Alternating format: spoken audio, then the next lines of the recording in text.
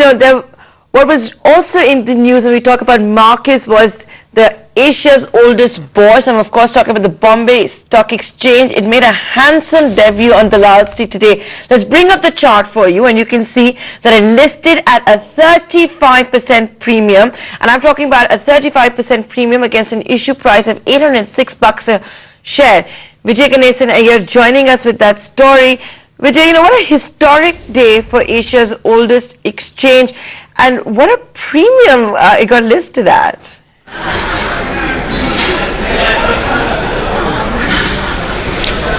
Clearly, indeed, it's also a historic and symbolic day. The primary reason being this is not only India's oldest 140-year-old stock exchange BSE, but also the first equity exchange to get listed in the Indian capital markets. And of course, the listing happened in NSE, since self-listing is not allowed as per the SEBI regulations. But clearly, as you're rightly pointing out, it indeed had a dream listing with 35% premium, closing at 1,069.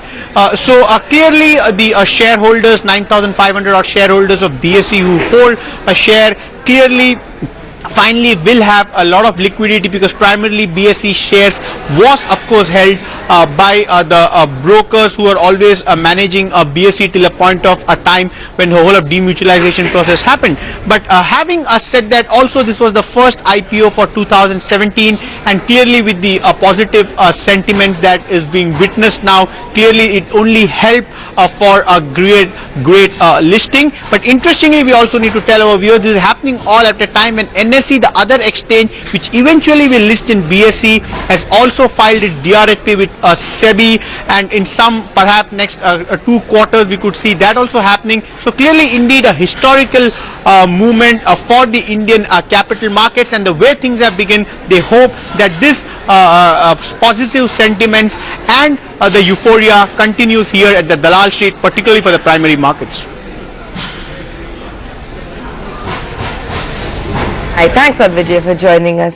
With that, in fact, earlier in the day we also caught up with the BSE CEO Ashish Chauhan on his expectations from that blockbuster IPO.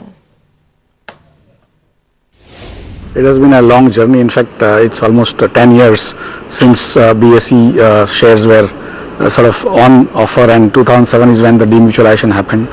And since then BSE has been trying to list.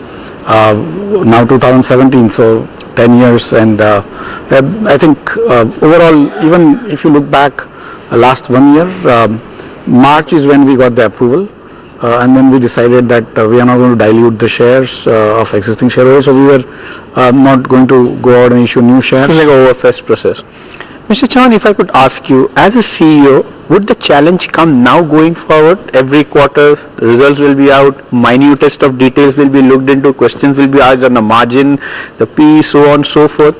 So how do you see things panning out from here, particularly from the balance sheet point of view?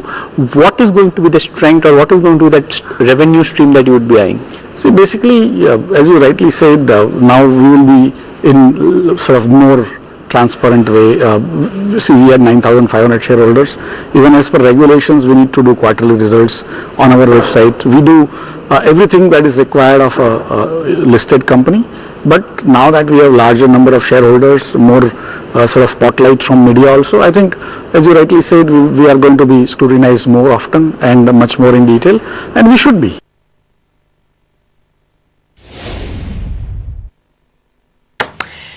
Right, and from the BSE to the NSE, news flashing on your screens, the NSE board has appointed Bikram Lemai as its next MD and CEO. Neha Bothra joining us with that story. Neha, it's now